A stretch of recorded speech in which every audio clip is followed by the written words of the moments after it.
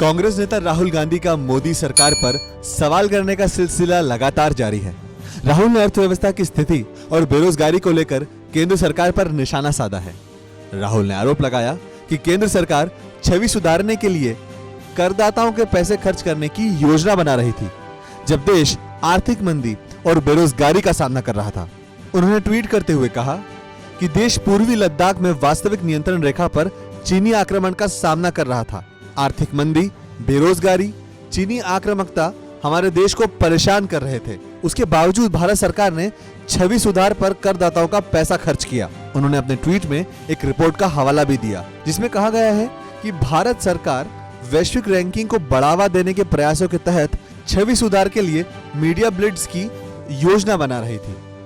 आपको बता दें कि राहुल ने जिस खबर का हवाला दिया है, उसमें यह भी कहा गया है कि मोदी सरकार 29 ग्लोबल इंडाइसेस पर भारत की रैंकिंग में सुधार करने के लिए काम कर रही है और यह चाहती है कि संदेश सभी तक स्पष्ट रूप से पहुंचे। खबर में बताया गया है कि सरकारी अधिकारियों के अनुसार मोदी प्रशासन अपनी नियोजित धारणा ओवरऑल अभ्यास के आसपास एक व्यापक प्रचार अभियान का निर्माण कर रहा है, जिसका उद्देश्य न केवल भारत के प्रदर्शन पर काम करना है, बल्कि कुछ रैंकिंग रूपरेखाओं को इंगित करना भी है। आपको ये भी बता दें कि हाल ही में राहुल गांधी ने विदेशी अखबार के लेख का हवाला देते हुए भारतीय जनता पार्टी और राष्ट्रीय स्वयंसेवक संघ को कटघरे में खड़ा किया था।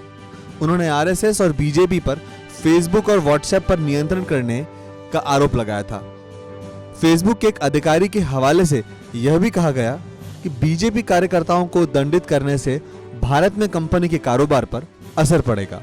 ये दावा उन्होंने अमेरिकी अखबार वॉल स्ट्रीट जर्नल का हवाला देते हुए कहा था। इस पूरे मुद्दे पर सरकार की तरफ से कोई भी बयान अभी तक सामने नहीं आया है। ऐसे ही लेटेस्ट अपडेट्स के लिए सब्सक्राइब करें हमारा चैनल TV9 भारतवर्ष और बेल आइकन को दबाना ना भूलें। अड़ी सोमवार से शुक्रवार शाम 6 बजे सिर्फ TV9 भारतवर्ष पर।